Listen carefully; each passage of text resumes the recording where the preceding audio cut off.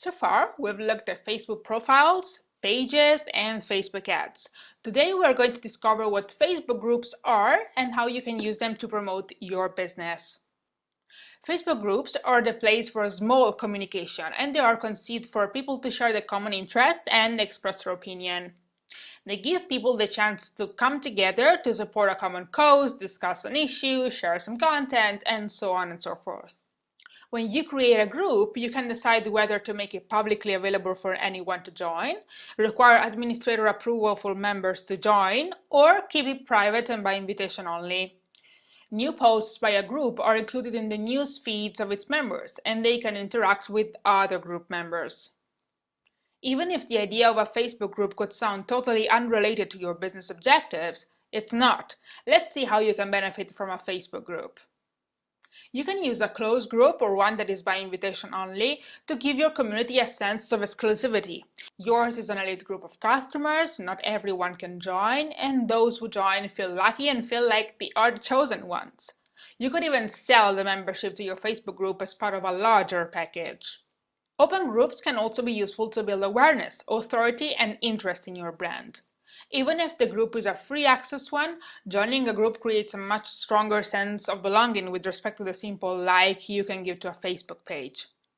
You can gather people of like interest, and do you know what's the translation to this?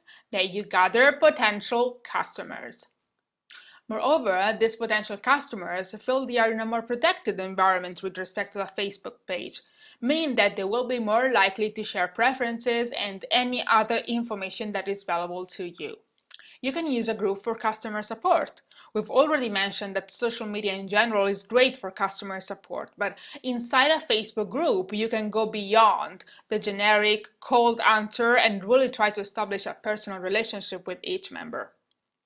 Unless members have turned notifications off, Facebook will notify them anytime someone posts something in your group, meaning that the chance for them to see what you post is much higher. Now I have homework for you. Before creating your own group, use Facebook's search function to search for at least 5 groups that are somehow related to your brand. Join them or send your request to join, and once you're in, study. Explore what people are posting, what the administrator is posting, and do your best to understand in what way or ways he or she is benefiting from the activity in the group. Only after you have carefully analyzed these groups, start planning a group of your own and evaluate whether you could get an advantage from it, just as your competitors do. If so, go back to your editorial plan and add a Facebook group to your social media strategy. This concludes our section specifically dedicated to Facebook. I'll see you in the next section. Everything we have seen so far is completely free, both for users and for marketers. But if you have a budget to invest, even $5 will be enough to start, you can use Facebook ads to expand your reach. The first step to take is create your advertising account. Basically, you need to set up your billing information and provide Facebook with a valid payment method. You can access your advertising account settings, and every account has a unique account ID, but you can also associate a name to it. Then simply fill in all other information, and if you are based in Europe, you'll also be asked to insert your VAT number.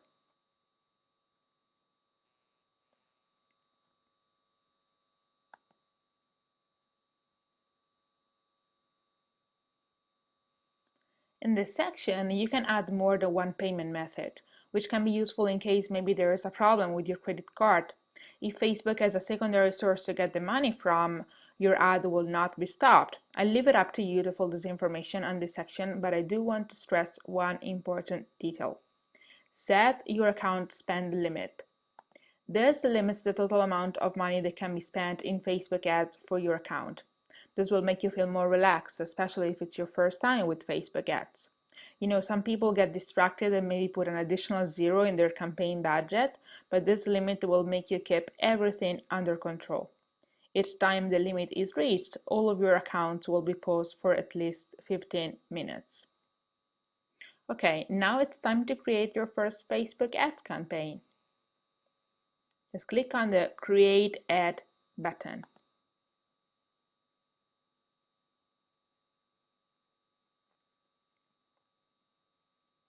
Before you spend even a single cent on Facebook ads, it's important to define your goals. What do you want to achieve from this campaign? More likes? More engagement? More visits to your website? This should be very clear in your mind.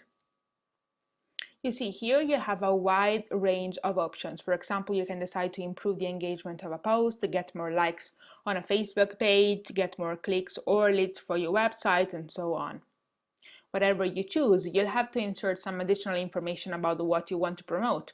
If you want to get more visits to your website, you obviously need to indicate the link to your website. If you want to get more likes to your page, you need to specify what page exactly, and so on. Now, let's assume we want to promote one of our pages.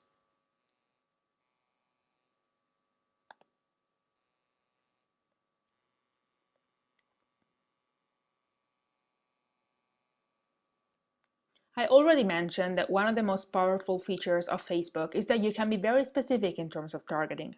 The first set of options you can define is basic demographic information. Setting a specific location from country to zip code, both international companies and local shops can target potential customers. You can also set an age limit and select one specific gender. If you click on the More Demographics button, you'll get a ton of other options you can explore and check whether they might be useful for you. You are able to target, for example, people by their life events, job titles, or ethnicity. In any case, limiting your research too much might be counterproductive. You can target people that are specifically interested in a subject related to your product. This might be a competitor's product, for example, or a magazine covering your subject. You can type a specific interest and Facebook will recommend similar ones. For example, I can write Titanic here and see Facebook here gives me other suggestions of related interests and related pages. Facebook also uses external data to help you define your target. For example, if you're launching a hotel booking service, you can target people who are planning a trip. Use the connections options if you might get some benefit from the so-called social proof. For example, if you're an emerging singer, it might be good for someone to know that one of his friends has already liked your page. This instead doesn't work very well with very technical subjects, generally. Since we are promoting our page, maybe we want to exclude people who already like your page. When it comes to budget, you can specify either a daily budget or a total budget. It's up to you. If you select total budget, Facebook will split it evenly across the campaign's lifetime. On the right, you can see the estimated daily reach of your ad based on your budget.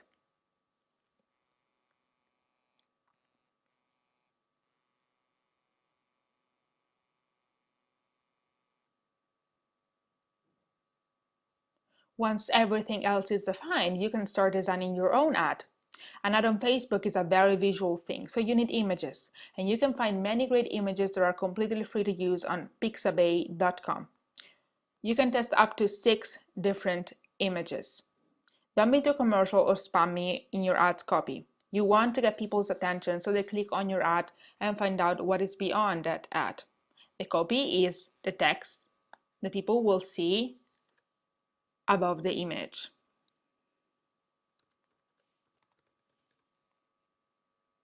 On the right, you can see the preview of your ad. You can see the way it looks on people's timelines, on desktop news feeds, or mobile news feeds, and on the right column.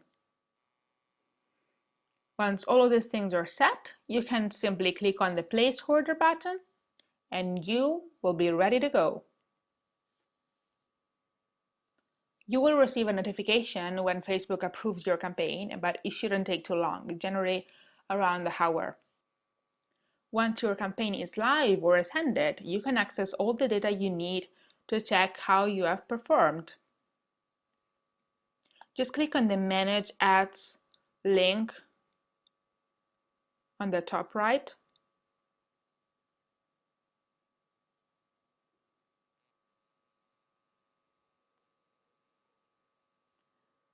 Select one of your campaigns.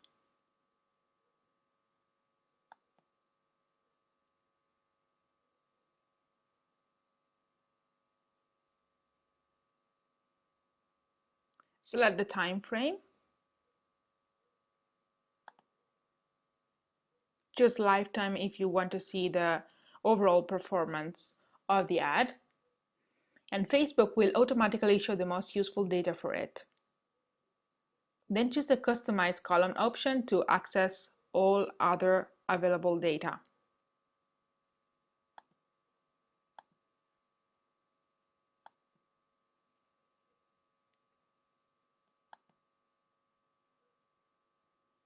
Specifying the breakdown, you will see how different groups you targeted responded to the ad. This information is useful to maybe change your Facebook targeting strategy. I know this might seem slightly overwhelming with all these numbers and statistics, but believe me, it's much easier if you actually do it. Practice makes perfect. So try and create your own Facebook ad campaign and let me know how it goes. Hi there. In this lecture, you're not going to see me, you're just going to hear me. This is because I really want you to focus on what's important, that is Facebook's Insights panel. Facebook will automatically pick some pages that have similar audience to your page, and you can add these pages to the Pages to Watch section. Facebook is not simply an advertising channel. It is also a very powerful tool to perform market research. Accessing your Pages Insights panel, you get access to a whole lot of information that will give you actual insights into customer preferences and habits that will be useful for you to maybe change your editorial plan. That's why I previously mentioned that the editorial plan is ever changing, because it evolves as you collect more data about your customers, and Facebook plays a key role here. Now start by visiting your page and clicking the Insights button at the top of your screen. The first section you see here shows data about last week. Under Page Likes, you can look at how many fans liked your page this week compared to last week. If these numbers are different, make an effort to understand why. Did you change your strategy? Did something happen that increased or decreased interest in your page? Post reach is the number of unique people who have seen your posts this week and over the last week. This could be fans or friends of your friends. Again, compare the two numbers, and if they're different, ask yourself why. Your reach is usually positively correlated with the numbers you find in the third column related to engagement. This is because of the ad rank that we already discussed. More interactions with your posts equals more people seeing your posts. Underneath these three columns, you find some additional information. There is a list of your 5 most recent posts with the number of interactions they generated and the people they reached, a great tool to see what worked best or worst. You can also add your competitors' pages to this list to track their performance. If any competitor performs really well, it's useful to see why, so you can get some ideas. You can see the percentage change here. Now let's move on to the likes section. Total page likes gives you the trend of your likes. Using the graph above, you can specify the time frame for which you want to display this information. The net likes section here shows you the likes that were organic, that means unpaid, and those that were paid through Facebook ads, which we're going to see in our next lecture. You'll also see if anyone has unliked your page. You see here in red. This section here shows where your page likes happen. But now let's continue to the reach section.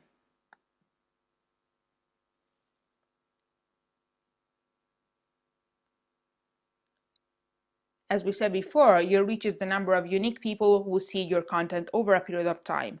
Light orange is for organic reach, dark orange is for paid reach, that is through Facebook ads. If you click on any section of the graph, you will see the post that created the reach displayed.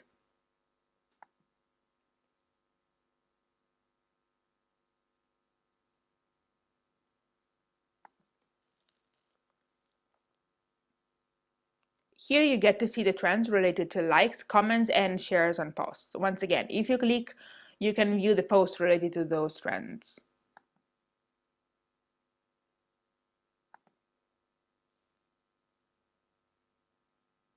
You see that at the top of our page, we have a message saying that Facebook is running a test allowing people to have different reactions to posts. So not just like, but they will also be able to like, love, laugh, and have other reactions to page posts. So this graph is already here, even if for this page specifically, people still don't have the option to love, wow, or haha any post. So you only see likes here.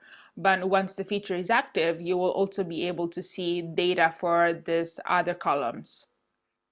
This graph is extremely important. It shows you if someone has stopped following your page or reported you as spam. If this happens, you need to think about what made your posts look like spam. The total reach shows your post reach plus any content that was posted to your page and shown to your fans. Now let's go to visits. Under the Visits tab, you can see the number of times your Facebook page is visited. Don't worry if this number seems low with respect to your total fans, because usually fans don't revisit your page once they become a fan. Instead, they see your posts on their newsfeed. Below, you see the specific sources of traffic.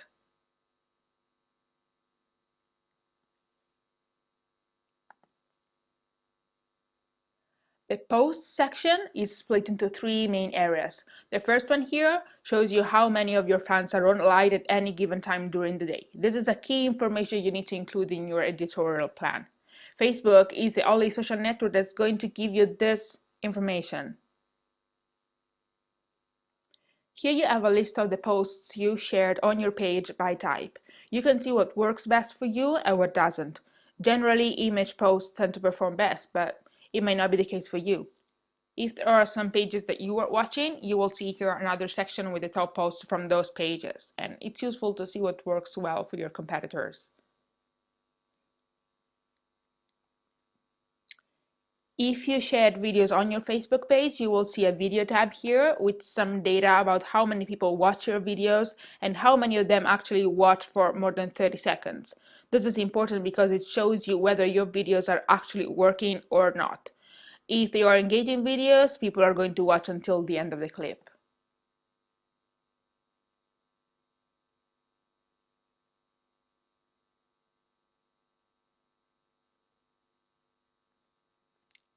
Yeah, here are some statistics about videos. Now let's move on to the People tab. The People tab is fundamental for you to understand whether you are targeting the right people, or at least the people that you thought you were targeting. This is also very useful to check whether your editorial plan needs some changes. You have a breakdown of the demographics of your fans on the basis of gender, country, city, language, etc. You can see the same breakdown for the people who see your posts and those who interact with your posts under the People Engage tab. On the top right here, you have an export button. By clicking on it, you can export your data in Excel format or CSV for further analysis. So you can also choose the time frame and the type of data you wish to export. And this is basically all you need to know about Facebook Insights. I totally love this panel because it gives you so much information. We'll see that, for example, Twitter and Instagram don't give you access to this type of details because they just don't have it. So please try to explore the Insights panel of your page, then go back to your editorial plan and make some changes if you need to. I'll talk to you in our next lecture. Here we are again. What you post to your wall will appear in the news feeds of the users who have liked your page. So make sure that what you're posting is relevant and useful to your fans. Don't be redundant, post different things, and also don't post too much or you could be annoying for your fans. As a rule of thumb, don't post more than 3 or 4 updates per day. Here are some ideas for the kinds of things that you may post. Maybe links to articles related to your product, brand, or your industry. Maybe links to your blog posts. Maybe coupon codes for fans to save on your products, or links to online resources your fans might find useful. Make sure that anything you post is valuable. We said that marketing is an exchange. Your fans give you their time and attention, and in exchange, you need to give them useful content and information. Try to get people involved. Asking questions is generally a great way to do that. What you ask depends largely on your product or your niche. Ask open-ended questions, it usually works best. Also, asking opinions on a new product idea or project can be a good way to convince your fans that your company cares about what their needs and wants are. Even if your Facebook page is certainly a way for you to advertise your product, try not to be too commercial, too selly. That is one of the quickest ways to lose fans. Before you post anything, ask yourself if it honestly adds value to the conversation. If it doesn't, don't post it. A higher level of user engagement on Facebook leads you to expand the reach of your Facebook posts due to what's called Facebook's EdgeRank. EdgeRank.net has a great definition of it. EdgeRank is the Facebook algorithm that decides which stories appear in each user's newsfeed. The algorithm hides boring stories, so if your story doesn't score well, no one will see it. Any action performed by your page, for example sharing a link, posting a photo, etc., is a potential newsfeed story, and Facebook calls these actions edges. To make sure that each user is not overwhelmed by an infinite amount of information on his or her newsfeed, Facebook created an algorithm to predict how interesting each story will be to each user. What Facebook basically does is ranking the edges. That's why it's called EdgeRank. In 2007 already, a Facebook engineer admitted that only about 0.2% of the content published actually ends up into a user's newsfeed. Put in other words, this means that your post is competing with other 499 posts for a slot in a user's newsfeed. Even if many of the components of the algorithm are still unknown, we do know for sure that a huge part is played by the so-called edge weight. The more actions users perform on your post, likes, comments, or shares, the higher the edge weight of that post, with comments apparently weighing more than likes. Remember, anything can be shared in a way that captures and engages your audience. Let's take a look at a great example. This post is a very bad one. No valuable information, no outstanding graphics, no engaging copy. Now, look at this other one. This is awesome. It engages the audience and at the same time it can collect valuable information for Walmart in terms of customer preferences. It's simply great. It doesn't take much to turn a very cold content into an engaging one. Add one question, ask for people's opinion, ask them to tag their friends in the comment section, and you will certainly see the difference. Now, because practice makes perfect, I want you to find some ideas. So take a look at the material for this lecture and download the special exercise. You will discover a section of posts that I found online and that I think could be definitely improved. Try to modify each of them, making it more engaging for fans. It's going to be fun. So what is Facebook? It's currently the largest social network in the world. With such a large user base, ignoring Facebook really isn't an option for most marketers. Facebook has three tools: pages, ads, and groups that can be used by anyone. Each of these options has its own purpose, and they can be combined for greater reach. In this lecture, we'll discuss the basics of Facebook and start talking about Facebook pages. Then we'll have two more lectures that will explore more in-depth pages and what they can do for you. We'll then move on to Facebook ads and Facebook groups. Let's start with the basics. I'm pretty sure you already have a Facebook profile, but just in case, let's discuss what you see as a logged-in Facebook user. You have a personal profile that is called your timeline that includes a profile picture and cover photo, as well as a series of other personal information such as your employment history or your relationship status. Obviously, this information is optional. It's called a timeline because you can include information, important milestones, and memories spanning your entire life. Once you've filled out a good portion of your timeline, you can start searching for and adding so-called friends. Search for them in the search box that appears on the top of the page. Finding friends on Facebook is incredibly important, not simply to connect for connection's sake, but to stay up to date on your friends' latest news, thoughts, activities, and tastes. And the place to access that information is your newsfeed. The newsfeed is the first thing you see once you have logged in. There you'll view friends' status updates, new photos, links to articles, etc., and the contents posted by the pages that you like. You can interact with each post by liking it, commenting on it, or sharing it on your own timeline. Needless to say, Facebook can be an enormous source of distraction. I personally used to waste a lot of time checking out everything that appeared on my newsfeed until I found a free plugin that tremendously increased my productivity. It's called Facebook Purity. You can just Google it and install it in your browser, and it will give you the option to hide your timeline completely. It might prove incredibly useful when you have to concentrate on something. If Facebook Purity doesn't work in your browser, you can also use another plugin called Social Fixer. Most entrepreneurs, especially those that are just at the beginning of their journey, do everything by themselves. If this is your case, you just cannot afford to waste precious time. There is one important rule you need to remember. According to Facebook's terms of use, only real people, individuals, can have a Facebook profile. For anything else, that is your brand, your product, your website, your whatever, you need to create a Facebook page.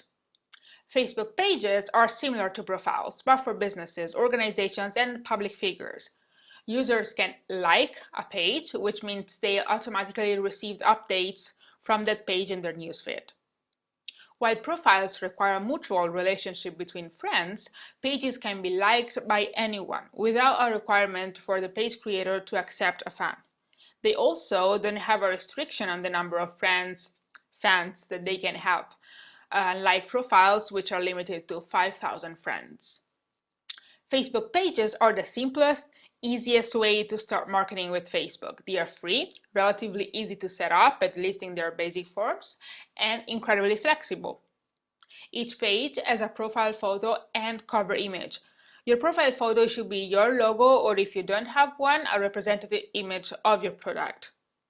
Remember that the picture you choose should be recognizable even in a very small size.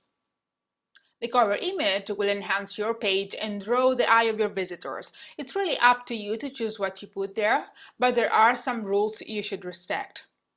Covers can't be deceptive, misleading, or infringe on anyone else's copyright.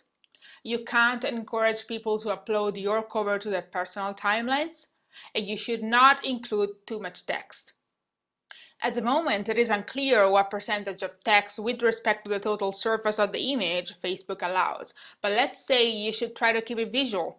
Make sure you do not hide any content behind the profile photo.